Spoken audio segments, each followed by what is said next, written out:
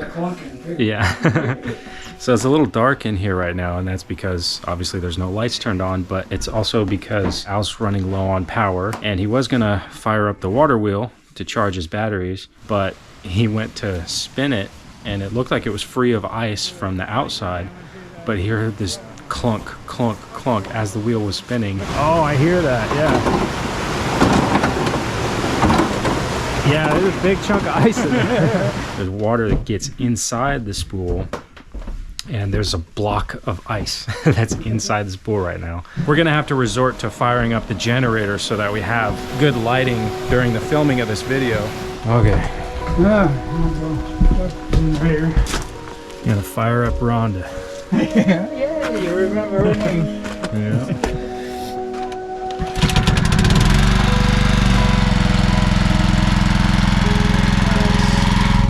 Now we'll have plenty of power. Yep. What's up, dude?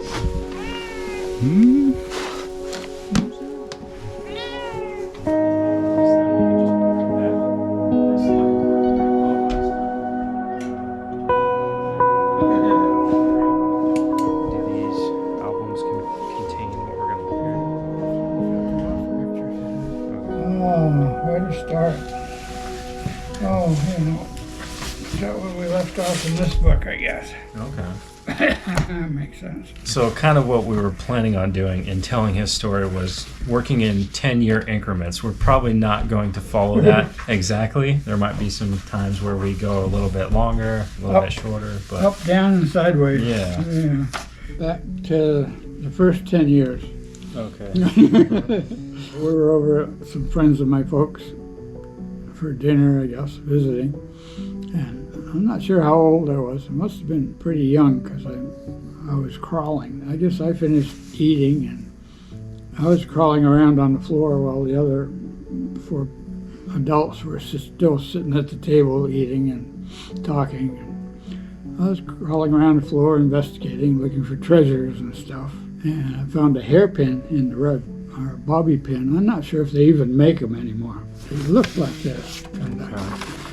I found one of these in the rug right by the dining table there. There was an electrical socket. Well, this is a good time to find out about electricity. I'd seen my dad working on plugs and electrical stuff. So I took this little bobby pin I found in the rest, and the distance between these two is just perfect to fit in a plug. So I thought, wow, I wonder what that'll do. So I stuck it in there, and sparks flew, and the lights went off, and people screamed. And I don't remember it hurting or anything, but people got pretty excited. I said, where did you find that? I said, oh, it's right here in the rug. Oh, man. I guess that's why they have those plastic protectors. Yeah, that's why they put those protectors on now.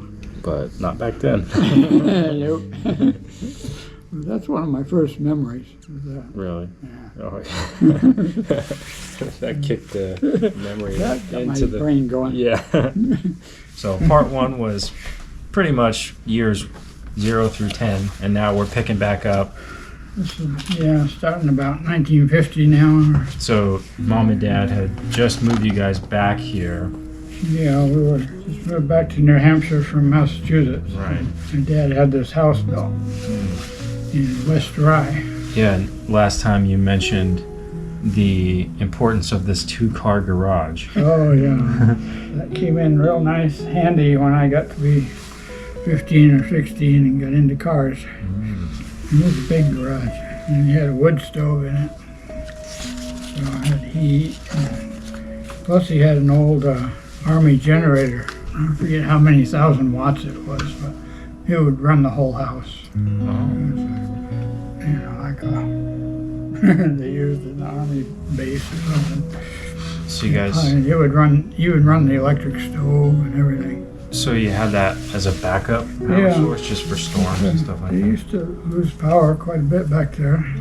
Big snowstorms and hurricanes and whatever. Dad used to travel around and he did electrical work on dams and turbines. This is at Niagara Falls. I guess I went on a trip with him. One of his business trips. This is in Hawaii. Oh. When my dad was working at Pearl Harbor on a submarine that he'd worked on in New Hampshire. They sent him out there several times to Hawaii when they were refitting them, doing maintenance and stuff. And one of the trips he took my mom and I along. This was on Waikiki Beach. The beach was right next door. There was this little building here. We were one of the last ones that had a little cabin on the beach. I spent most of my time over here in the swimming pool instead of in the ocean. When I was out there in 2014, I think it was, for my son's wedding, I've got a picture of me and my daughter in this exact same spot. Oh, that's so cool. There's a thing he got when he was out in Hawaii one time. Went on one of the deepest dives, the deepest dive at the time, on the USS Wahoo. Deep dive diploma. Vietnam. Among all you. 1952. I was visited in the depths of my domain by the USS Wahoo. Wow, look at that paper. That's from a typewriter, isn't it? Probably what do you call it? Copies they used to make. That tells about my dad and submarine stuff. Carbon copies. That's what they used to call Carbon them. copy. Yeah. And then this is a place we bought after that Long Beach cabin. We sold that and bought this other place on the other side of the Cape Ann. This was the house, and had a big lawn that went right down to the ocean. It was really neat. It had this big pool in here. And this is high tide. When it was high tide, this would all be filled in, and then low tide, this would go down to bare rocks and seaweed. So, This is my nephews and nieces okay. and my sister. Wow, you guys look similar in age and that picture. Cool, you grew so much. Yeah, tall and skinny, I Yeah. guess. 56. Yeah, okay, 56. This is Ellen and Jim. Yeah, Jim was a friend of mine. He was, I forget how tall, he was close to 8 feet tall, 7 foot something. Oh my god. Yeah, it was crazy. And his whole family was, almost all of his family were real tall. These are your nieces and nephews? Nieces, nephews, and my sister. Your sister. Yeah, that's her whole family right there. Yeah, in the last video we just, Yeah, I didn't see pictures of these two. They must have been right. youngest. The 2 boys were the youngest. Okay. Yeah. Is that your mom? That's my mom. Okay. And is that Pat? Yeah, my dog. Dog, Pat? And this was a speedboat Speedboat. that I had. Nice. It was I think they call it Class M. It's not really a hydroplane. It was flat on the bottom. I don't know how I obtained that. I think my dad bought it or something.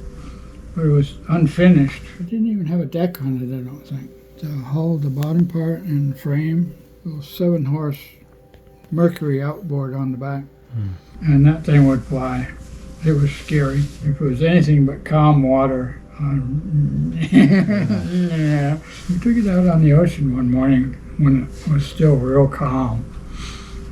And my dad had a 16-foot fiberglass boat that he would follow me along with. We got outside the harbor and I just took off.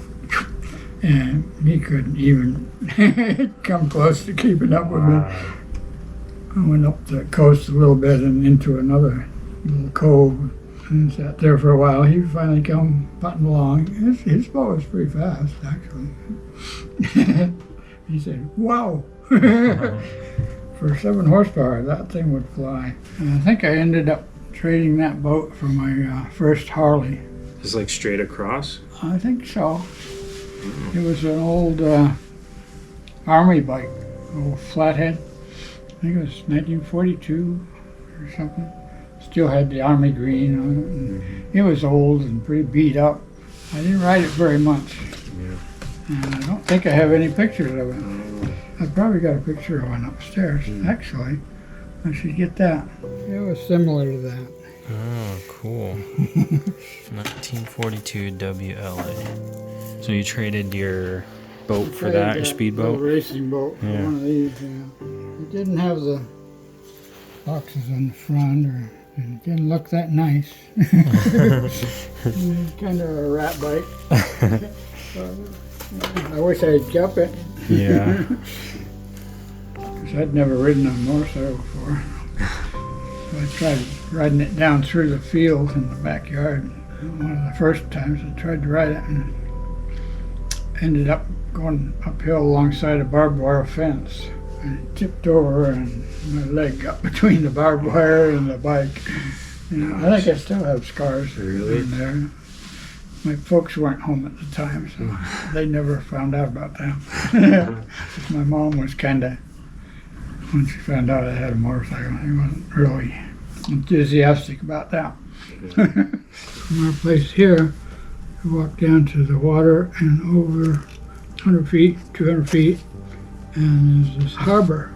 Our property was right over here. My dad and a friend of his and I went out from a different harbor, Gloucester Harbor. It's a big famous harbor in Massachusetts on Cape Ann. It's where they filmed The Perfect Storm. They went out from Gloucester Harbor.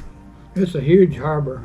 I don't know how many miles across, probably 5 miles to the ocean from the back of the harbor, and maybe 3 miles across.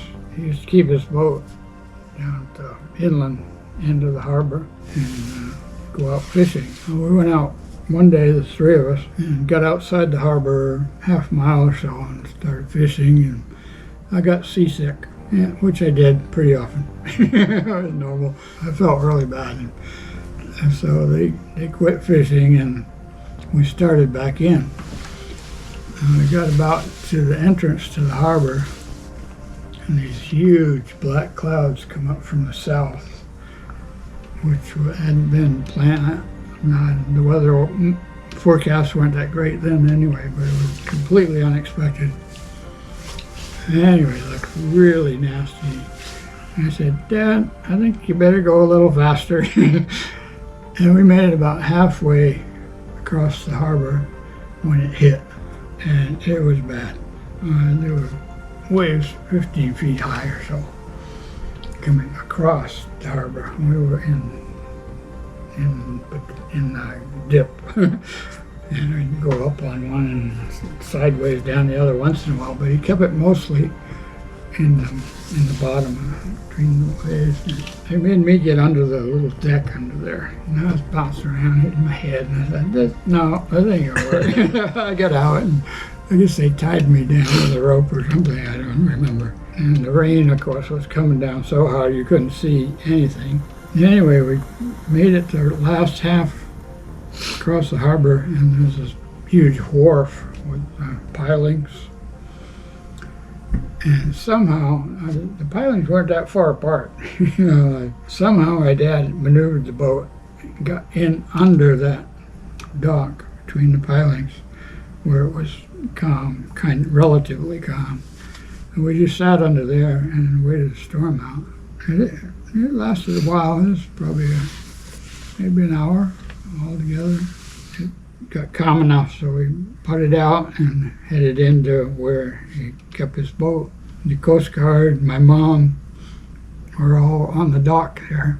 Coast Guard was getting ready to come out and look for us. We didn't see any other boats. Everybody else made it to safety. I think we were the only ones that came across the harbor in it.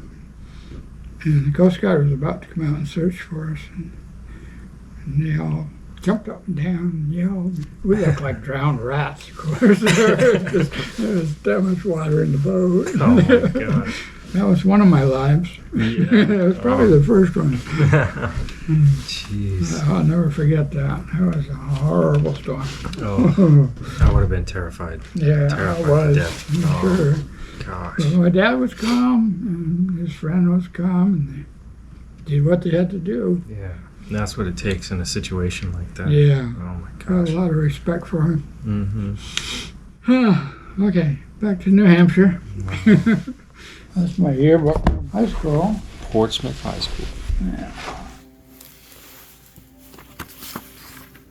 You don't have to find me. I'm right here. That's my girlfriend next to me. Oh, cool. First true love. which I screwed up. So did you guys date early on in high school, later in high school? I think we started about juniors. Okay. That's me. Yep. Future plans, UNH and MIT. Yeah, I made the first one. That's University of New Hampshire. Right. He spends his time in Rye, but that may be all he spends. I'm not sure what she meant by that. Our girl I had gone out with a few times wrote these. She was kind of very intelligent and put double meanings in things. I'm not sure what she meant. So this was your girlfriend? Yeah, we were together about 7 years. Wow. That's a long time. Yeah. So started junior year of high school and then stayed together after high school. Yeah. Into your college years? Yeah. Well, she went to Boston University, and I went to University of New Hampshire, so we were really together. Weekend here and there, or vacations or whatever.